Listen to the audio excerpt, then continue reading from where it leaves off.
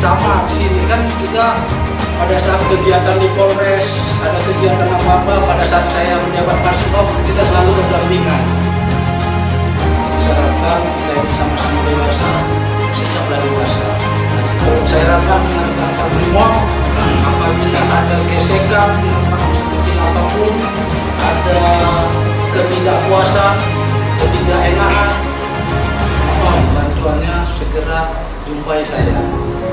Kita selesaikan bersama, kita selesaikan secara kekeluargaan.